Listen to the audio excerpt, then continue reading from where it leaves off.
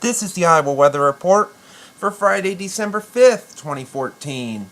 And now our first look at the 0Z GFS model run at noon today. We have a disturbance just to the south of the state that's going to be producing quite a bit of precipitation down there across Kansas, Missouri, and on to our south. Could scrape our far southern counties with a bit of precipitation. You see that here. Can't rule out an isolated shower from Interstate 80 south. The best chances would be across the far southern tier counties. Highs today will be mainly in the 30s across the state, with mainly cloudy skies, except the far northwest could see a bit of sunshine. More sunshine will be around here as we move into the weekend here on Saturday. That system is off across the east coast with quite a bit of precipitation out there. Some rain, maybe a little snow up in New England. Readings still remaining in the 30s to lower 40s, and then it starts to slowly warm up.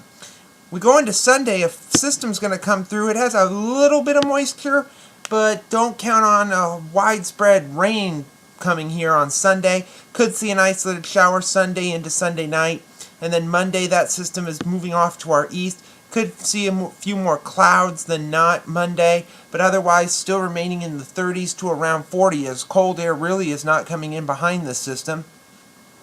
That system then moves off into the eastern Great Lakes and New England as we move into the day on Tuesday. You can see the Gulf moisture begins to move back up again across Texas, Oklahoma. Another system moving across the north and west pretty much is staying put over there for a while. You can see a little bit of precipitation here and there across the plains and across western Lake Superior.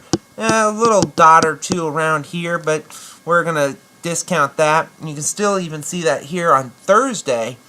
A little bit of precipitation here and there, but no real disturbance around, so that those chances will be slim to none. Still the storm off the west coast, a bit of precipitation off the southeast coast. The system across the northwest will start to move into the western part of the country by next Friday. You can see the trough axis off well across the west. Bit of a ridge over the south and east keeping us rather warm. In fact, we could see readings well up into the 40s and even a few 50s by the end of next week. But the Gulf really continues to open, so maybe a shower by the end of the week. The chances start to increase a little bit better as the storm finally gets to move in. We'll see about that. Further into the period, the 16th of December, still no big cold air masses. We had all that cold air in November. It doesn't look like it's repeating itself for the month of December. A couple of disturbances, one across the Canadian Maritimes, one across the Midwest, could produce a little bit of rain if this is right around here, very light at that. Another system with moisture pulling into the Pacific Northwest. And then as we go further along, December 20th, there's still no cold air around. We're wondering if we've already had our winter. But in any case, we have the flow coming straight into the California, then it kind of moves up across the northern plains and up into Canada.